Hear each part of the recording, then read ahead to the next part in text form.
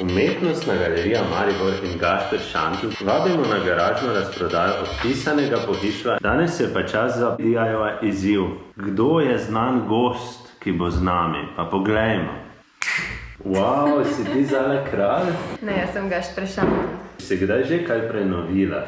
Večkrat na mesec si zamenjam posteljnino. Pobarvala sem si vrata. Znam kitati in barvati. Znaš tudi kvačkati? Res je, malo, približno. Kakšna je razlika med kvačkanjem in štrikanjem? Na videu si videla robo, ki se bo prodajala. Izjemna roba. In izjemen video. In izjemen voditelj videa. Ti je padlo kaj v oči? Malo prahu. V oči so mi padle mapice, s katerimi lahko sortiram svoje pomembne dokumente. Stoli, na katerih lahko sedim. Seveda mi je padel v oči ta lep fant tukaj. Kaj bi vzela fanta, pa bi ga prenovila, bi ga imela doma. To je v bistvu kar dobra ideja sicer. Kar nekaj robe tukaj je v odlični kondiciji. Ene stvari pa je treba minimalno prenoviti. Zdaj bova šla naokoli, ti si boš vzela eno stvar. Lahko si vzamem 2? Lahko si vzameš tudi 3, samo več pa ne. Sem Hrček in bom vse odpeljal z te garažne razprodaje. Ne, pa ne boš! Danes smo našli nekaj nove robe, ki je zadnjič še ni bilo. Modna hiša, lonček, lep krožnik. Skleda. Izjemno luškano, popoln stol. Se vidi, da sem 10 let trenirala jahanje.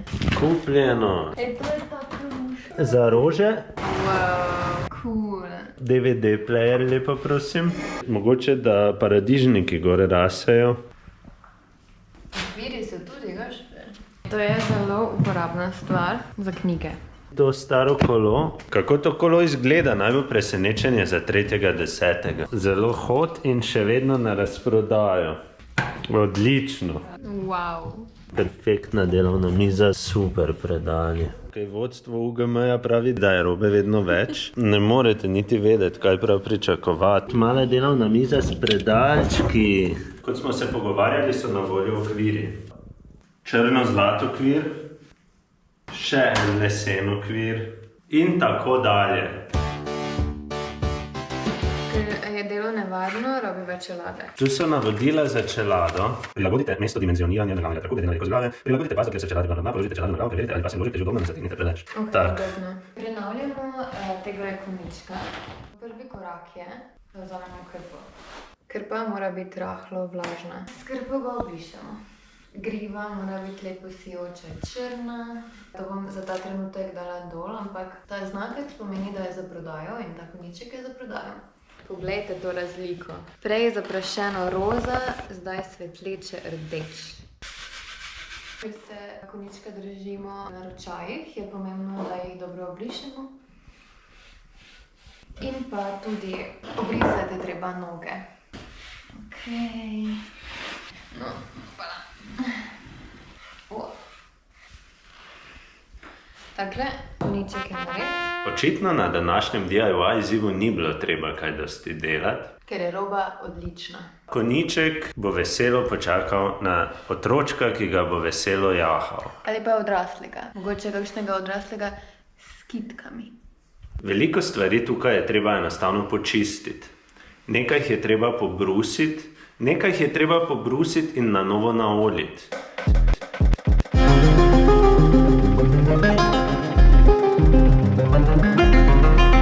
Tiste s tkaninami bi pa prenovili tako, da bi odstranili stare tkanine in namestili nove.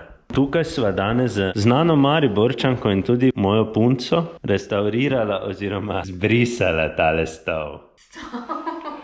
Konička. Moj izziv mi je bil zelo všeč, poučen. Vsi skupaj se bomo videli 3. oktobra, en dan pred mojim rojstnim dnem.